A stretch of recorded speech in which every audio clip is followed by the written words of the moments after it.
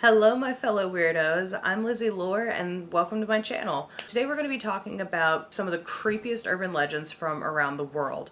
But first I want to formally introduce myself. I've always been fascinated with ghost stories and conspiracy theories and just dark stuff that makes you think. So I figure, why not create a YouTube channel and just talk about these things? I know that I'm not the first one to do it, but it seems like fun, so I figured why not? So without further ado, let's go ahead and dive right in. So the first story that we're going to be talking about is called The Slit-Mouthed Woman. This story originated in Japan. It was actually so popular back in the 1970s that children weren't even allowed to walk home from school by themselves. They actually had to be escorted by police officers or teachers or go home in groups. So the story goes that back in between the years of 1603 and 1863, there was this very beautiful woman, considered wanted to be the most beautiful woman in Japan, was married to a samurai. She wasn't happy with him and she ended up having an affair, and when her husband found out, of course, he was not happy and was completely enraged. And I'm going to warn you, this gets a little dark. But he takes his samurai sword and splits her mouth, likewise. Asks her, "Who's going to find you pretty now?" Later, fast forward to the 1970s, there had been reports of this woman that had been chasing children, and she was wearing a red scarf covering her nose and her mouth. Now, as most urban legends go, of course the story changes quite a bit over the years, but the main story is when she asks you, "Do you think I'm pretty?" If you answer yes, then she will rip off the scarf and reveal her cuts. She will then ask you again, "What do you think now?" If you scream or you answer no, then she will kill you where you stand, with the same sword that her husband used to split her mouth open. If you answer yes, she won't kill you right away, so that's good news. But she does follow you home, as if that's not scary enough. She follows you home and then she cuts your mouth open to resemble her mouth. Eventually you die because you bleed out from having your face split open. Now, different details in the story change, from her wearing a surgical mask rather than a scarf to using a pair of scissors that are so large they actually resemble a pair of hedge clippers. If you do get approached by this woman, if you answer with confusing answers such as, "Oh, you're so-so," or "You're average," it leaves her to ponder long enough for you to be able to get away from her, because you're not really giving a straight answer. You're not saying yes, you're not saying no. And a different way that you can get away from her is to throw hard candy on the ground or even money, mainly coins. Once she's sitting there like picking up the coins and she's trying to hurry up and get back to trying to kill you, you have enough time to get away because she's so distracted by picking up these coins and these hard candies that you've just thrown down. The strangest part of the story to me is that in 2007, a coroner in Japan actually found records of a woman in the 1970s that was actually chasing children, got hit by a car. She died shortly after that. It doesn't say whether her mouth was actually split open or not, but it does kind of leave you thinking, like, is this story actually true, or is this where this story came from? But can you imagine, just sit and just think about that for a second. Can you imagine?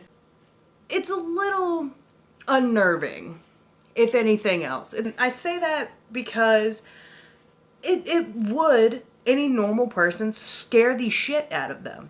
I don't want to believe this story, mainly because it does kind of scare the crap out of me.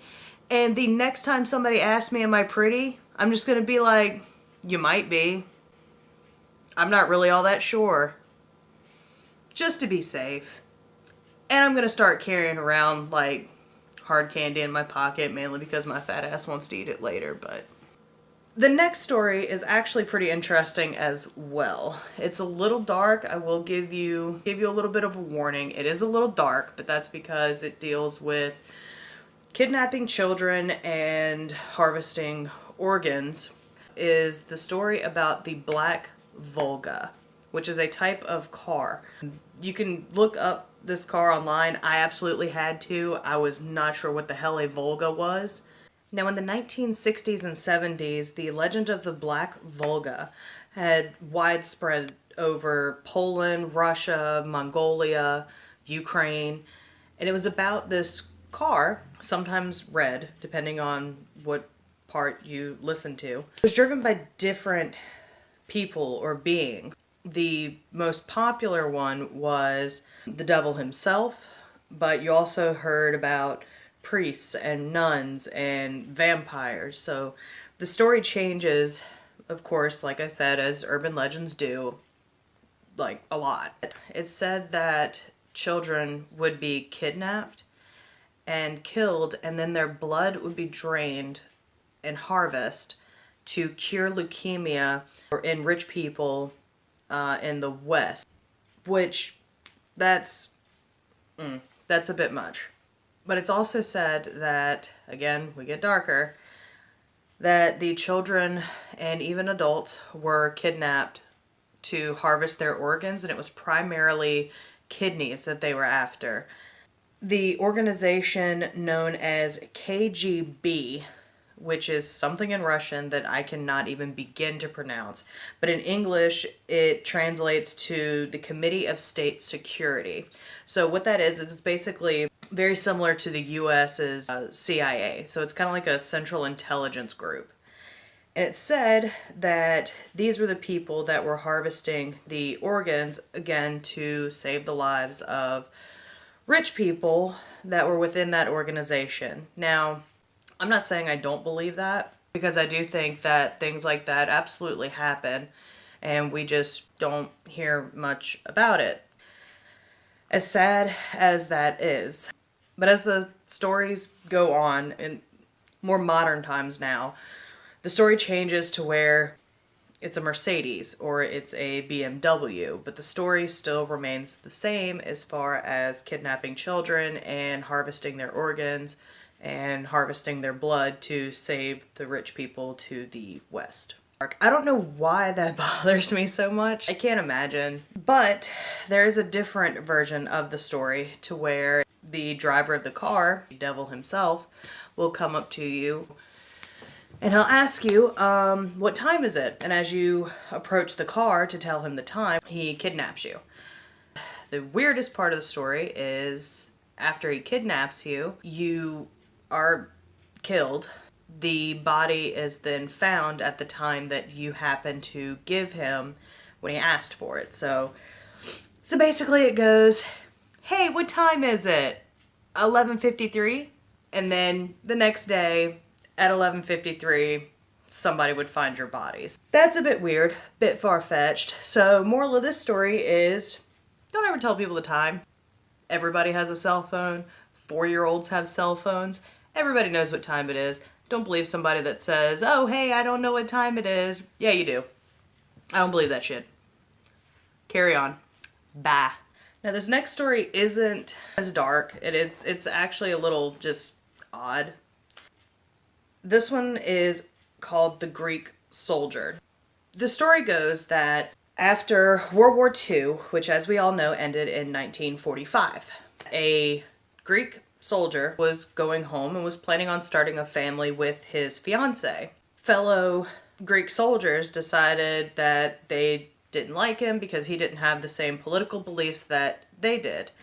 So because of that, they ultimately ended up kidnapping him, taking him somewhere, and then torturing him for 5 weeks until he eventually dies. In the 1950s, so anywhere between 5 to 15 years later, stories started circulating around northern Greece and central Greece of an attractive Greek soldier that sought out attractive females, and 9 times out of 10 he wanted either beautiful widows or beautiful virgins.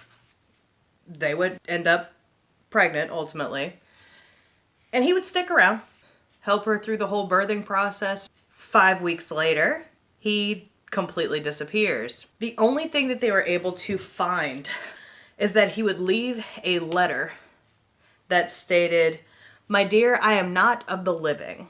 I have returned from the dead so I may pass on my bloodline. My only wish is that my sons avenge my murder." And then he ends it with, "Forever yours." This story, okay. This story was started by somebody who was a bit of a Casanova. That's the only thing that I can think of. I'm not saying that it's not true because, again, I feel like there's some things that we just don't understand. I feel like it's just guys that want to go out and sow some wild oats and then they just kind of disappear and then they leave this note and now all of a sudden it's a famous ghost story in Greece. It's a fun story, but yeah, we'll move on. Before we move on to this next story, y'all, I have been doing this, trying to shoot this video for about 4 or 5 hours now. This situation right here, it's it's completely jacked. I get it. This one is called The Well to Hell. The original story takes place in Siberia. And the story goes that these geologists and scientists and engineers, they were all drilling a hole into the earth and they were just in search of oil and, you know, natural gases and things that human beings have developed a need for. They were very surprised at the fact that they were finding rare rocks and gold, things that they could make extra money off of. Let's be real though, let me find me some diamonds and gold. I'm going to sell it. Done. Bye. Thank you. Absolutely. So I get it. Let's keep going.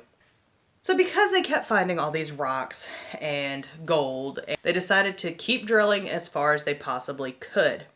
Until one day, they drilled so far that they had broken through to some cavity.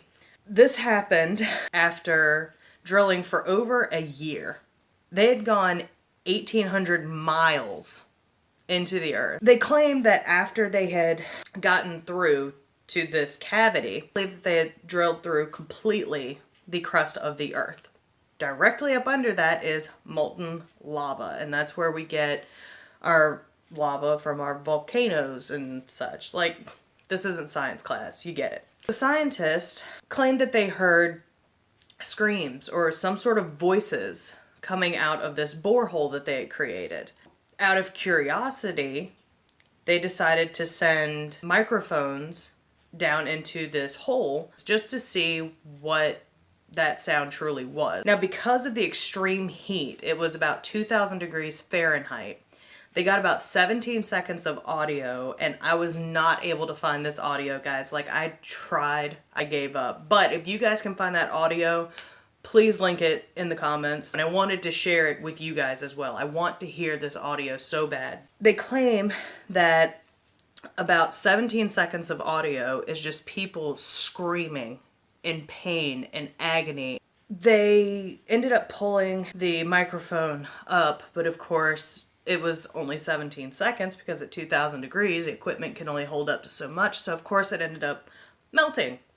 But a few days later, it is said that a being made of ash and dust and molten rock came flying out of this hole. It ended up killing 18 of the engineers that were on site at the time.